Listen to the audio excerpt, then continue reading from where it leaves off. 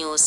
వనపర్తి జిల్లా ఆత్మకూరు పట్టణంలో గాంధీ చౌరస్తాలో సర్దార్ సర్వాయి పాపన్న గౌడ్ వర్ధంతి నివాళులర్పించారు.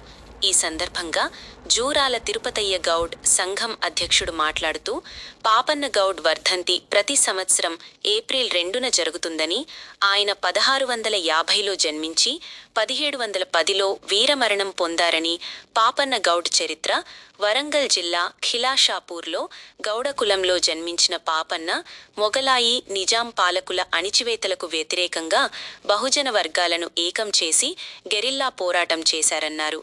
పేదల పక్షపాతిగా ఉండేవాడని, అందుకే వారికి ఈ సందర్భంగా ఘన నివాళులన్నారు.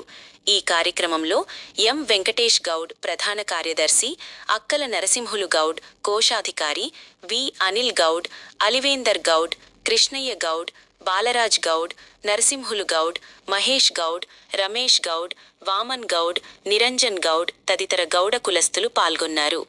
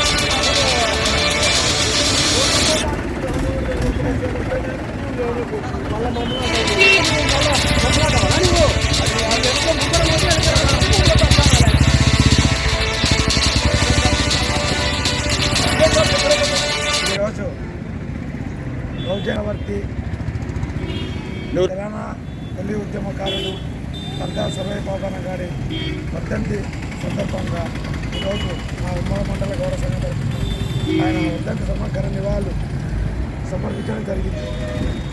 ఈ కార్యక్రమానికి వచ్చేసిన మా గౌరవ సోదరులందరికీ మా ప్రత్యేక అభినందనలు.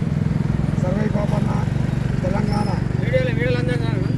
ఉద్యమకారుడు అంటే బహుజనులంతా అంటే అన్ని కులాలు ఈడియ, కమ్మరి, కుమ్మరి, హరిజన, గిరిజన, ముదిరాజు అంటే అన్ని కులాలను ఏకం చేసి గోల్కొండ కోటను జయించిన తొలి తెలంగాణ ఉద్యమకారుడు సర్వాయి పాపన్న గౌడు కనుక ఆయన యొక్క ఆశయాలను మా గౌడ సంఘం తరపున మేము కొనసాగిస్తామని తెలుపుతున్నాం.